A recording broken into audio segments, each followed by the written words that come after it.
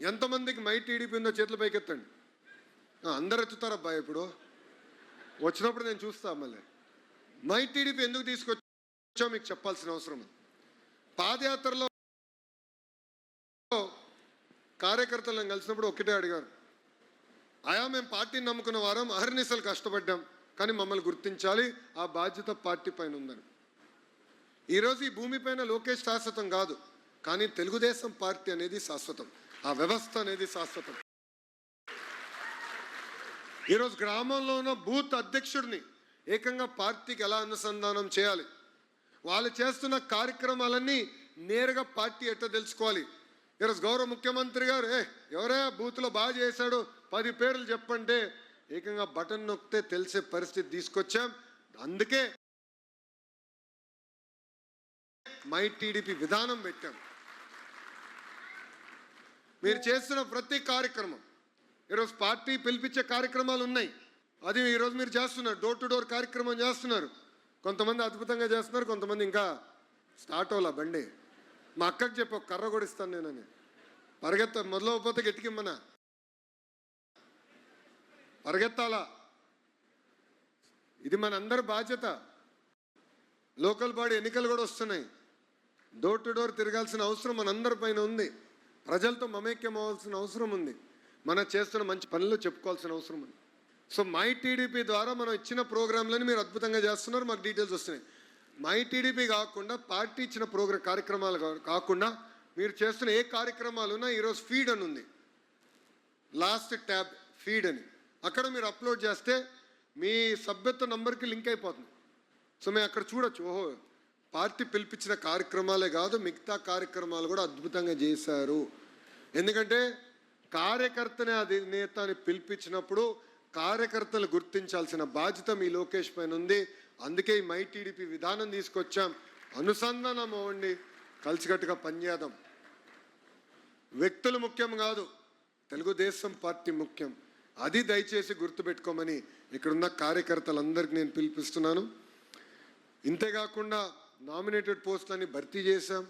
నవంబర్కి ఒక రౌండ్ అవుతుంది. ఫీల్డ్లో ఉండండి, మిమ్మల్ని ఎత్తుక్కుంటూ వచ్చే బాధ్యత మీ లోకేష్ది. నా చుట్టూ తిరిగి నాతో మీరు ఎన్ని ఎక్కువ ఫోటోలు తిరిగితే అన్ని పాయింట్లు తగ్గుతాయి. మీరు ప్రజల చుట్టూ తిరగండి, ఫీల్డ్లో ఉండండి.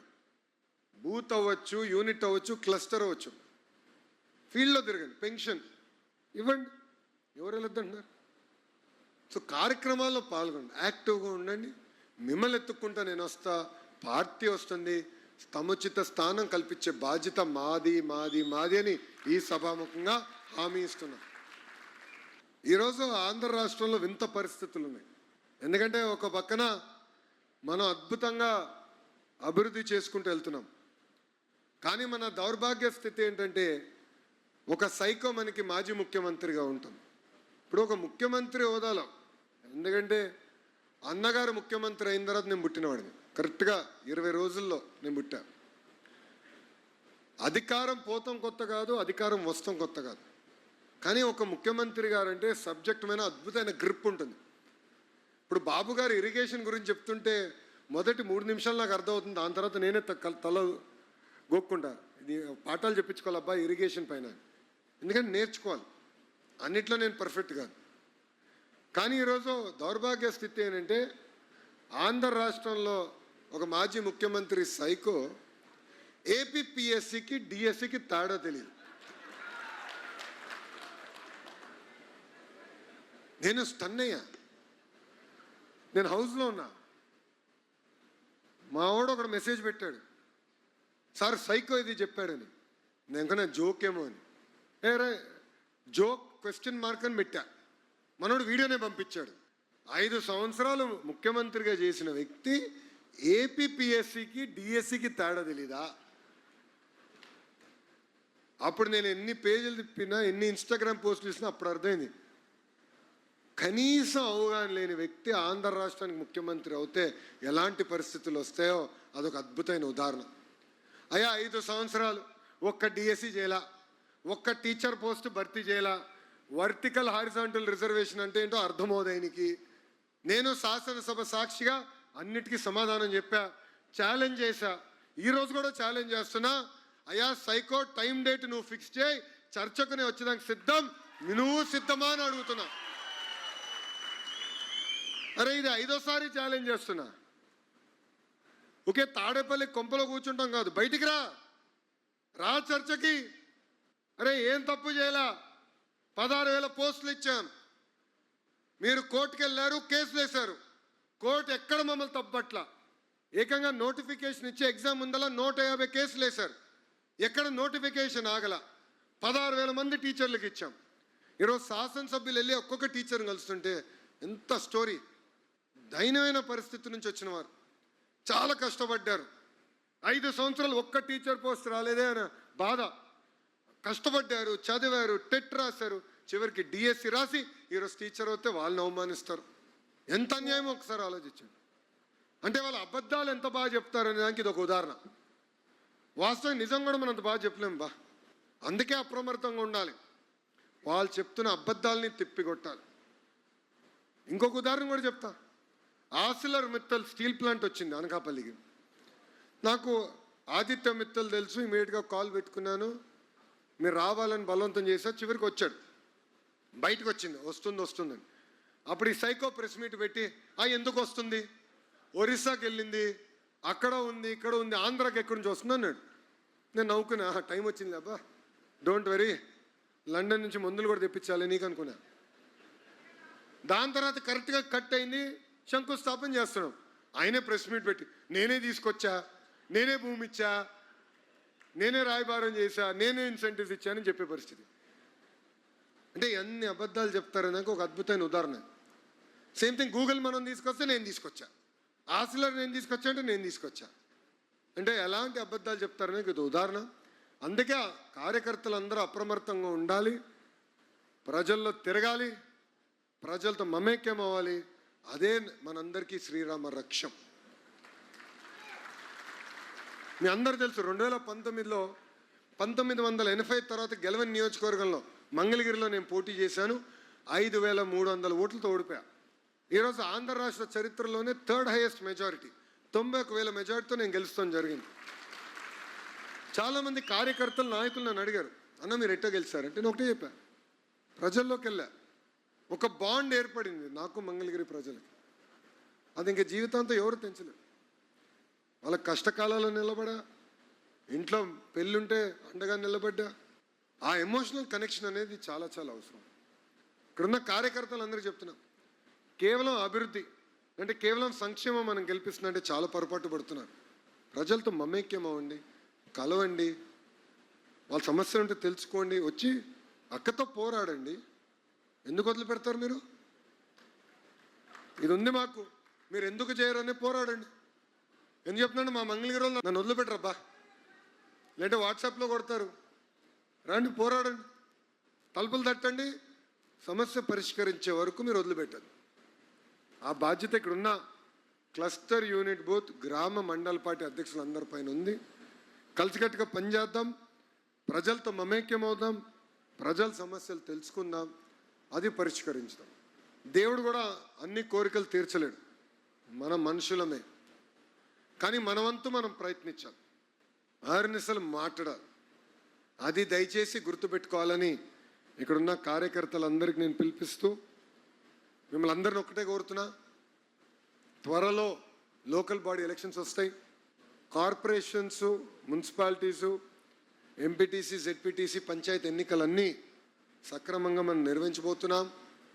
ఈరోజు door to door programme already మీరు ప్రారంభించారు, అది పూర్తి చేయండి, ప్రజల్లో తిరగండి, చేసిన మంచి పనులు చెప్పండి. అదేవిధంగా లా అండ్ ఆర్డర్ని మనం ఎట్లా సెట్ చేశాము, గంజాయిని దాదాపు 90% మనం తగ్గించడం కూడా జరిగింది. ఇదంతా కూడా చెప్పాలి, ప్రజల్లో చైతన్యం తీసుకొచ్చి ఎవరు ఊహించిన విధంగా మన గత ఎన్నికల్లో 94% సీట్లు గెలిచామే, దానికన్నా ఎక్కువ శాతం సీట్లు గెలిపించాలని ప్రజల్ని కోరి తిరిగి పంచాయతీ దగ్గర నుంచి ఢిల్లీ వరకు ఒకే ప్రభుత్వం ఉంటేనే అద్భుతంగా అభివృద్ధి చేసుకోగలుగుతాం, నిధులు వస్తాయని ప్రజలకి వివరించాల్సిన బాధ్యత ఉంది. ఎందుకంటే మనం చూస్తున్నాం, గత పాలకులు, సర్పంచ్లు, ఎంపీటీసీలు నుండి మన పనులు చేయనిలా. డ్రైన్ వేయాలంటే తీర్మానాలు చేయరు, పనులు చేయాలంటే అడ్డుపడతారు. అందుకే గల్లీ నుంచి ఢిల్లీ వరకు ఒకే ప్రభుత్వం ఉంటే, same double engine bullet train సర్కార్ ఉంటేనే మనం అభివృద్ధి చేసుకోగలుగుతామని ప్రజల్లో చైతన్యం తీసుకురావాల్సిన అవసరం ఉంది. మనం 1,06,00,000 మంది సభ్యులు మన కుటుంబం. అది కాస్త ఇంకొంచెం పెద్దదైంది. జనసేన పార్టీ ఉంది, భారతీయ జనతా పార్టీ ఉంది. ఈరోజు 3 పార్టీ కలియక ఎన్డీఏ. కలిసికట్టుగా పోటీ చేశాం, కలిసికట్టుగా మనం గెలిచాం. సమస్యలు ఉండొచ్చు, 4 గోడల మధ్యన మాట్లాడుకోవాలి, మన సమస్యలు మనం పరిష్కరించుకోవాలి. అంతేగాని వాళ్ళు ఎవరో ఏదో అన్నారని మనం ఫేస్బుక్లో పెడతామో, లేదంటే మన ముసుగులో వాళ్ళని తిడతాం, వాళ్ళ ముసుగులో మనం తిట్టినప్పుడు మనం ఏదో రియాక్ట్ అవుతాం వల్ల నష్టపోయేది ఆంధ్ర రాష్ట్రం, ఆంధ్ర రాష్ట్ర ప్రజలు. దయచేసి ఇది గుర్తుపెట్టుకోవాల్సిన అవసరం ఉంది. ఎందుకంటే ఆ గొడ్డలి పార్టీ అనేక సైకో పనులు చేస్తారు. మనం అప్రమత్తంగా ఉండాలి. ఈ 3 పార్టీలు కలిసికట్టుగా ముందరికెళ్ళాలి. మాకు నాయకత్వంలో అబ్సల్యూట్ క్లారిటీ ఉంది. పవన్ అన్న కూడా నాకు అనేక మార్లు చెప్పారు, పబ్లిక్గా కూడా చెప్పారు. 1 కాదు 2 కాదు, కనీసం 3 టర్ములు ఎన్డీఏ గెలిస్తేనే దారి తప్పిన రాష్ట్రాన్ని సరైన దారిలో పెట్టచ్చు. సో కలిసికట్టుగానే నిలబడతాం, కలిసికట్టుగానే పోటీ చేస్తాం. ఆ సైకోని ఆంధ్ర రాష్ట్రంలో చిరునామా లేకుండా చేసే బాధ్యత మనది, మందని ఈ సభాముఖం మీ అందరికీ తెలియజేసుకుంటూ, కొంతమంది వైకాపాలో ఉన్న వాళ్ళు రపరప్ప అంటున్నారు. వాళ్ళు రపరప్ప అంటే ఇక్కడ చూసుకున్నాక మనం ఏం సిద్ధంగా లేవు. వాళ్ళకి ఒకటే చెప్తున్నా, ఎవరిని వదిలిపెట్టం.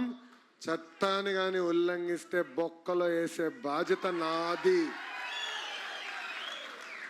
ఇక్కడ కార్యకర్తలు కూడా చెప్తున్నా, ఎర్ర బుక్ దాని పని చేసుకుంటూ వెళ్తుంది, మీరేం కంగారు పడద్దు. బాబు గారిని అరెస్ట్ చేసిన తర్వాత శివుడిని నమ్ముకునేవాడిని నేను వదిలిపెట్టానంత ఈజీగా. నాకు చాలా క్లారిటీ ఉంది జీవితంలో. వాళ్ళపైన కాదు, ఎవరైతే మనం ప్రతిపక్షంలో ఉన్నప్పుడు పార్టీ వ్యతిరేకంగా పనిచేశారో వాళ్ళని కూడా నేను గుర్తుపెట్టుకున్నాను.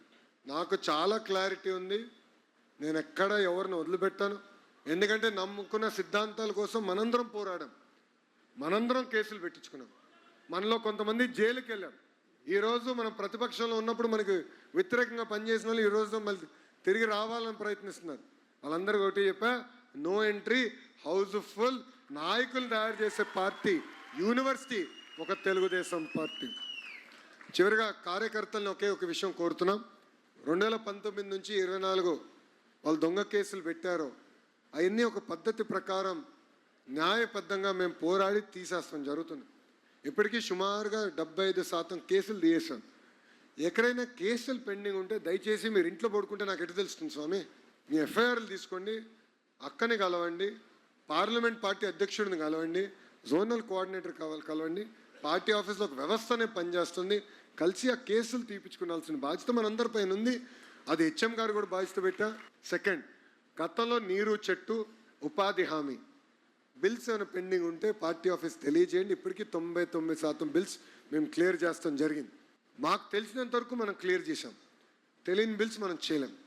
లాస్ట్ పాయింట్, జీరామ్జీ వచ్చిన తర్వాత మనం కూడా చాలామంది పనులు చేశారు. కేంద్ర ప్రభుత్వం నుంచి రావాల్సిన నిధులు కొంచెం ఆలస్యమైంది, అది 2-3 వారాల్లో వస్తాయి.